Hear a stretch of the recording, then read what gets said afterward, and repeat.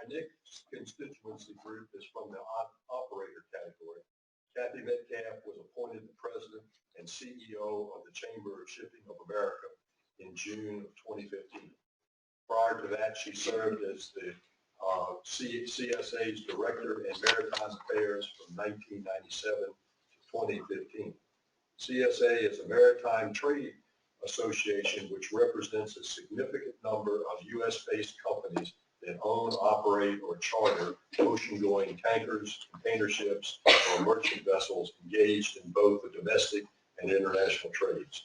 CSA represents maritime interests before Congress, federal and state agencies, and in the international forum.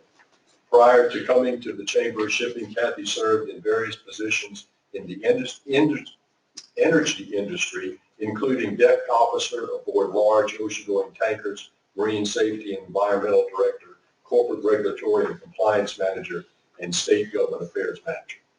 Kathy is a 1978 graduate of the United States Merchant Marine Academy and a 1988 graduate of the Delaware Law School.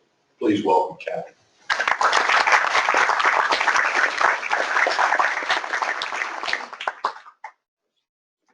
Well, good morning. Thank you. Thanks to SNAME. I am the token decky in the room, I think.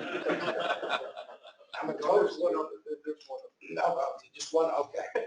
I'm a token decky because, well, I'm not an engineer, but I stayed in a Holiday Inn Select.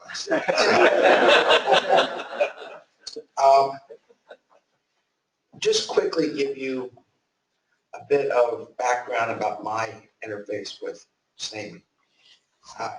It's not pretty, the first contact I had with SNAME. I was a plebe at the academy. I hadn't been out on Liberty for a very long time, and I was invited to go to one of the SNAME New York session dinners. And I said yes, not knowing what the heck SNAME was, but I'm out of the gate at least for 6 hours. It was the best move that I made, and for the wrong reason, of course, because SNAME from the get-go reached out to me as a student, and I took naval architecture, and I had a couple of marine engineering courses, and realized I definitely needed to stay at Decky. I liked the sun, and I wasn't smart enough to be an engineer, so kudos to those of you that are. But from the get-go with SNAME, I felt welcome. I felt able to participate in a lot of things. At that time, most of you students out here, you know your first year or two in your respective institutions is your brain is just on full speed ahead. You're getting a lot of information you're having to absorb. Some of it, which we don't quite understand until we get further along in our education, is dumpable. And the key, of course, is figuring out which is dumpable and which is the stuff you need to keep. Most of it you need to keep at that stage in your career. So having said that with my Kings Point experience, and that's the way I started this thing, and I never walked away again. My career has been all over the place, and I think Barr mentioned to it, he's not sure where he's going to go, but SNAME's going to help you follow the path. The advice I would give to students, whether you're naval architecture, marine engineering, or want to be a policeman, plan your career. It's a great thing to do, but don't etch it in stone. Because I originally got out of the academy, I was going to sell captain for 30 years, retire, have a beach house, and just have a lot of fun. But I decided, during my sailing years, that I wanted to go ashore and be a part of the business of shipping. And I had the opportunity to do that. And then I had an opportunity to go to law school with my tuition paid 90% by my employer. Again, I was going to go MBA, but I realized I probably would flunk out, so I figured I'd do the law school. It was easier.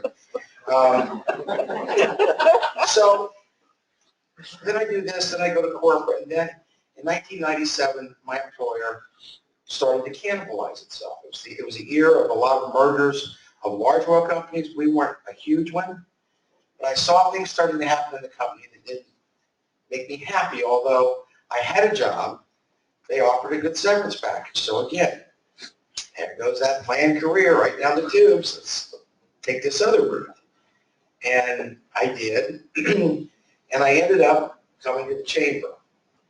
And the miracle of this, and you will have those miracles in your life as well, is that although unrelated, these different positions, right now I'm using skill sets that I've picked up in every one of their jobs. And it will make you, it'll make you crazy from time to time, wondering if you're doing the right thing. But have faith. Have faith in yourself, and have faith in your motivation to succeed no matter what path you take.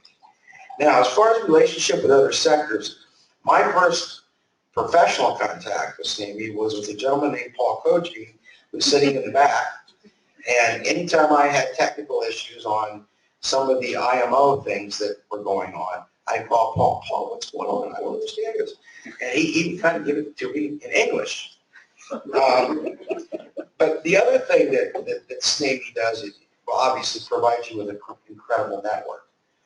And I've been going to IMO's, Marine Environment Protection Committee and Maritime Safety Committee, since 1997.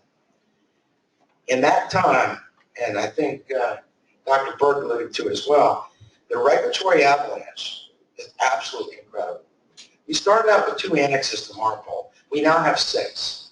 7 may be on the way, we're not sure. But there is so much benefit of talking to professionals such as those in SNAME that lets us DECIs try and inform the policy discussions being had by flag states and try and inject some reality into these discussions. The EEDI, we weren't all that successful on. The SEP, was a little more successful. But the way of the future is going to be more of this, not less of it, whether we like it or not. So from our position, with my organization, we try and inject a dose of reality into discussions because we, like you, our jobs need to remember one thing. The mariner is our end user. And what we design or what we require to be placed on ships ultimately needs to be usable and helpful to the man on the ship and the women on the ship that are doing that job moving from point A to point B. Last point I wanted to say, give you a couple examples of cross-sectorial discussions. Recently, the Coast Guard absolutely dumped 200 pages of well spill response guidelines out. The NPREP, the National Exercise Program, along with something called GUI, one of my favorite. GUI is government-initiated, unannounced exercises, new rules on carriage equipment for discharge for bulk oil carriers, and then OSRO guidelines. Well, we start looking at these things and go, holy smokes. These are guidelines, but they're sure reading like regulations. So we pulled together, and a lot of this has to do with people I've met through SNAME. We pulled together the OSROs, we pulled together the QIs, we pulled together the salvage and marine firefighting folks, and then the vessel owners. And we're all collectively trying to put something together to the Coast Guard, which will say in a very nice way, are you nuts? That's the diplomacy part I still haven't learned yet. So that's all I really wanted to say, but SNAME has been incredibly helpful to me in my 5 years in the market. I can't lie that way, can I? 1974 it was, folks, but thank you for the time to talk with me.